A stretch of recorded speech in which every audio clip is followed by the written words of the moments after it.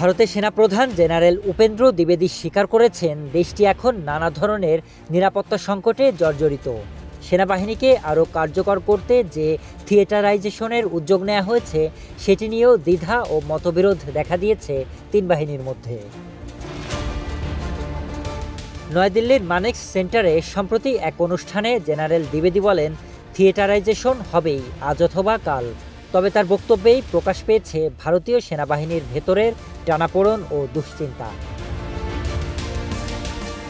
এর আগে গত মাসে মধ্যপ্রদেশের মাওতে অনুষ্ঠিত এক সামরিক সেমিনারে বিমান বাহিনী ও নৌবাহিনীর প্রধানরা স্পষ্ট জানিয়ে দেন, বাহিনীগুলোকে চাপ দিয়ে থিয়েটার কমান্ডে আনা উচিত নয়। অর্থাৎ তিন বাহিনীর মধ্যে সমন্বয় ও আস্থার ঘাটতি রয়েছে, এমনটাই প্রকাশ পেয়েছে। সেনাপ্রধান স্বীকার করেন, কেবল সেনাবাহিনীই নয়, সীমান্তরক্ষী বাহিনী, সাইবার সিকিউরিটি ইউনিট, মহাকাশ গবেষণা সংস্থা থেকে শুরু করে সিভিল প্রশাসন পর্যন্ত সবাইকে নিয়ে সমন্বিতভাবে কাজ না করলে দেশকে নিরাপদ রাখা সম্ভব নয়।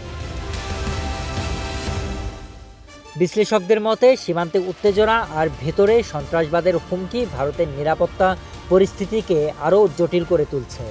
তাই থিয়েটারাইজেশনের প্রশ্নে সেনা নেতৃত্বের বক্তব্য অনেকটাই আত্মরক্ষামূলক শোনাচ্ছে। ভারতের সামরিক নেতৃত্বের মধ্যে এই মতপার্থক্য কেবল অভ্যন্তরীণ নয়, দেশের ভৌগোলিক অখণ্ডতা নিয়েও শঙ্কা তৈরি করছে। প্রশ্ন উঠছে, বহুমুখী হুমকির মুখে ভারত কি আদৌ ঐক্যবদ্ধ কৌশল গড়ে তুলতে পারবে? ভারতের সেনাপ্রধানের এই খোলামেলা মন্তব্য বিশ্লেষকদের চোখে দেশটির অসহায় অবস্থার প্রতিফলন।